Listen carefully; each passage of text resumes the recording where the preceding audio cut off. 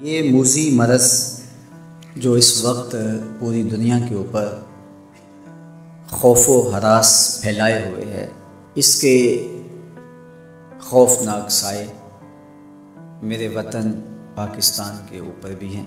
جب انسان اس طرح کے حالات سے دوچار ہوتا ہے تو پھر ہمارا دین اسے احتیاطی تدابیر اختیار کرنے کی تلقین کرتا ہے کہ وہ احتیاطی تدابیر کے ذریعے اپنے معاملے کو صاف کریں، اچھا کریں، ستھرا کریں۔ اور آج محکمہ صحت کی جانب سے جو جاری ہدایات ہیں ان کو آپ پڑھیں اور اس کے مطابق آپ عمل پیرا ہوں، تو اس میں جو نمایاں ہدایت ہے وہ یہ ہے کہ بار بار اپنے ہاتھ دھوئیں، بار بار آپ کلی کریں، ناک میں پانی ڈالیں، اپنے چہرے کو دھوئیں۔ یہ آپ کے لیے بہت زیادہ ان جراثیم سے اور اس وائرس سے بچنے کا سبب ہو ذریعہ ہوگا۔ اور میں کہتا ہوں کہ یہ چیز تو ہمارے دین نے ہمیں صدیوں قبل وضو کی شکل میں عطا کی۔ صدیوں قبل وضو پر وضو کرنا ہمارے دین نے ہمیں سکھایا ہے۔ نماز کے لیے وضو شرط ہے، اور وہ ایک وضو بھی اگر آپ کا 5 نمازوں کے لیے کفایت کرتا ہے تو ٹھیک ہے، لیکن اگر تم ہر نماز کے ساتھ نئے سرے سے وضو کرو، وضو کے باوجود وضو کرو، تو یہ وائرس سے نجات کا ایک ایسا نسخہ ہے جو صدیاں قبل آمنہ کے لال نے ہمیں عطا کیا۔ تو یہ ہمارا دین ہمیں سکھاتا ہے۔ میں کہتا ہوں کہ سائنس آج بھی سوالی بن کے محمد کی چوکھٹ پہ کھڑی ہے، حضور کی دہلیز پہ کھڑی ہے۔ دوسری بات، جب وبائیں پھیلتی ہیں، بیماریاں پھیلتی ہیں تو انسان متاثر ہوتا ہے۔ تو اس عقیدے پر کبھی بھی ذوف نہ آنے پائے کہ کل من عند اللہ، جو کچھ ہوتا ہے وہ اللہ کی طرف سے، اللہ کے اذن کے بغیر ایک پتہ بھی جنبش نہیں کرتا۔ ہمیں اگر کوئی بیماری لاحق بھی ہو جائے تو وہ اللہ کے اذن کے بغیر نہیں ہوتی، اور اس بیماری سے موت کا وقوع پذیر ہونا اللہ کے اذن اور اس کی اجازت کے بغیر نہیں ہوتا۔ اور وہ اگر چاہے تو ہماری حفاظت فرمائے، اور اگر وہ چاہے تو اس بیماری سے آغوش موت میں ہم اتر جائیں۔ تو یہ عقیدہ ہمارے ساتھ ہر وقت جڑا رہنا چاہیے کہ ہمارے سارے معاملے اللہ کے دستے قدرت ہیں، لیکن یہ دنیا اسباب کی ہے، اس لیے حفاظتی تدابیر اختیار کرنے کی تلقین کی ہے۔ کوڑ کے مریض سے ایک نیزہ دور رہنے کی تلقین فرمائی ہے، اور اسی طرح جہاں طاعون آئے اس جگہ سے نکلنے سے روکا گیا، اور جو اس جگہ نہیں ہیں ان کو اس بیماری والی جگہ پر جانے سے منع کیا گیا۔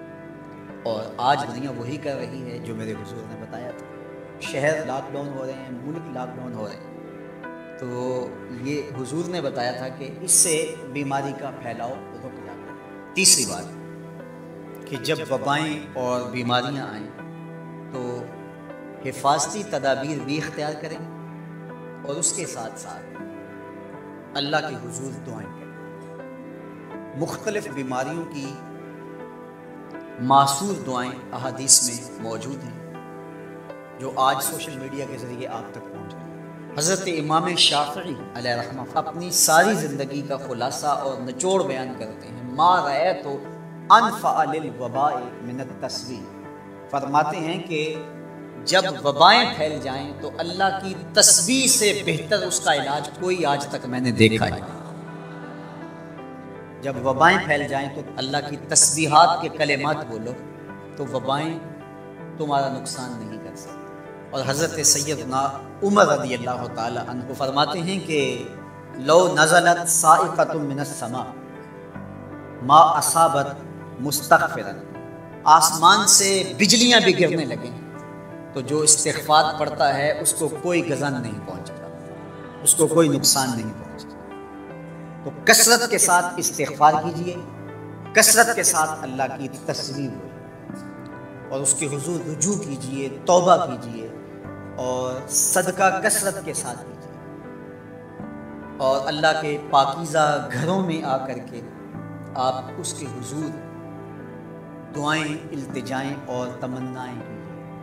حضرت محمد بن عبد الرحمن الکرشی فرماتے ہیں کہ 7ویں صدی ہجری میں مصر میں ایک طاعون پھیلا جس سے اموات ہونے لگی، اور روز جنازے اٹھتے تھے. لوگ گھروں میں تھے تو بیماری گھروں پہ دستک دیے بغیر داخل ہوتی تھی اور جنازے اٹھتے تھے. لوگ پریشان ہو گئے تو کہتے ہیں جب حالات قابو سے باہر ہو گئے تو ہم اپنے بچوں کو لے کر, اپنی بیویوں کو لے کر اللہ کے گھروں میں پناہ لیں. تو کہا جب اللہ کے گھروں میں ہم نے پناہ لینا شروع کی تو اللہ نے ہماری حفاظت فرمائی.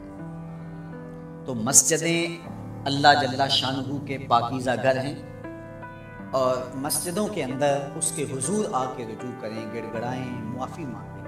یہ موقع خاص طور پہ غرباء کی اعانت اور مدد کا ہے. امراء تو 2-2, 3-3 مہینے کا راشن گھر میں لا کے جمع کر کے بیٹھ گئے, لیکن دوسری جانب وہ غرباء, وہ لوگ جو روز کی روٹی کماتے ہیں اور روز اپنے بچوں کا پیٹ بھرتے ہیں, اب جب روزگار بند ہوئے اور ملک میں لاک ڈاؤن ہو گیا تو ان کے لیے وہ اسباب, وہ ذرائع رزق کے حصول کے بند ہوئے, تو وہ بھوک سے اگر مر جائیں تو یہ اس وائرس سے زیادہ دردناک وائرس نہیں, چونکہ لوگوں کو وہ وائرس نظر آتا ہے جو میڈیا دکھاتا ہے. تھر کے اندر کتنے لوگ بھوک نامی وائرس سے مر رہے ہیں. اس لیے صدقہ و خیرات کیا جائے, معصورہ دعائیں پڑھی جائیں, خوف زدہ ہونے کی بجائے حفاظتی تدابیر اختیار کی جائیں, اور کثرت کے ساتھ استغفار کیا جائے اور کثرت کے ساتھ اللہ کی تسبیح پڑھی جائے. تو انشاءاللہ اللہ ہماری حفاظت فرمائے.